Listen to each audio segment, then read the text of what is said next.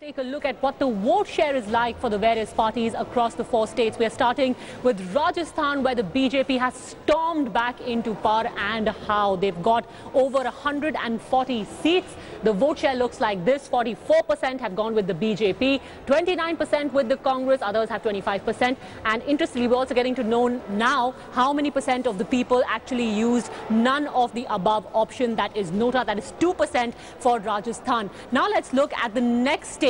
The next one is Chhattisgarh. Over there, we've got the BJP at 41%, Congress 43%, others at 13%. 3% have gone with none of the above options. Still very neck to neck between the BJP and the Congress in Chhattisgarh, but the Congress seems to have its nose ahead. After Chhattisgarh, we're taking a look at another state where the BJP had very high stakes, a very stiff opposition put up by the Congress at the helm of affairs of Jyotiraditya Scindia, but to not any avail, because you've got the BJP at 50% vote share, Congress at 40%, Nota 1%, and others have managed to get 9%. And finally, let's take a look at Delhi. The most interesting results have been thrown up. Of course, the word swept away is going to be used very frequently for the results of this particular state, because look at the Aam Aadmi Party. 32% of the vote percentage is with the AAP, 34% with the BJP, which is still in the lead but still very close with the Aam Aadmi Party, 25% of the Congress. And according to the figures we've got so far, in Delhi, people did go with an alternative. None of them exercised the Nota option. We've got with us senior BJP leader, deputy leader of opposition in the Rajya Sabha, Ravi Shankar Prasad. Sir, everyone is, of course, talking about the results of Rajasthan. In fact, I believe we're getting a first reaction from the BJP. Let's listen.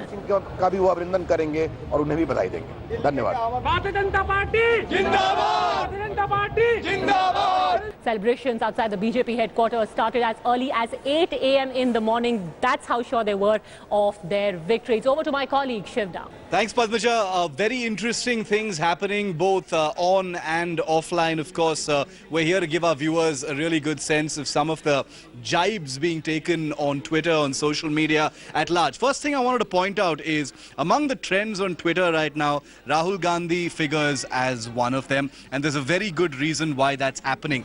In our studios, outside over there in party offices, there's a huge amount of energy being invested in how to actually shield Rahul Gandhi from the fallout of this debacle of sorts for the Congress party. Now, several humorists, comics, satirists have, taken to Twitter as usual, as expected, to poke fun at Rahul Gandhi. There couldn't be a better opportunity than this. So I've actually pulled out some of the funniest ones that we've found today.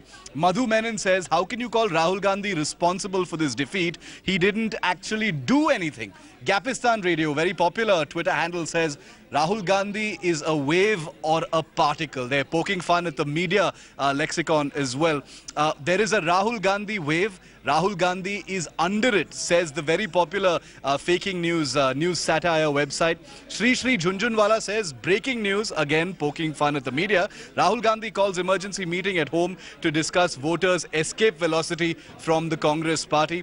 Rohan Joshi, a very famous stand-up comic from Mumbai, says, Rahul Gandhi is ready to take bullets to his chest. He's easily the daftest metaphor I've ever seen a Congress person use. And Sadanand Dhume, who's right there in our Pandit room with Maruk, says we need an award for the Congress spokesperson who invents the most creative explanation for why Rahul Gandhi is blameless in party defeat. And finally, the last on my list right now, just for this moment, Oculus says Rahul Gandhi is like homeopathy, touted as the answer to all ailments, but basically sugar-coated and absolutely useless. These are just a few of the hundreds of things being said about Rahul Gandhi, about Narendra Modi and the other leaders. But like Padmaja was just pointing out, the story today is definitely the Aam Aadmi Party. AAP sweeping Delhi is one of the hashtags that's bringing in thousands of tweets every moment. We're going to go across to Maruk now. Maruk, it's amazing what people are reflecting, the kind of mood being reflected on social media as well.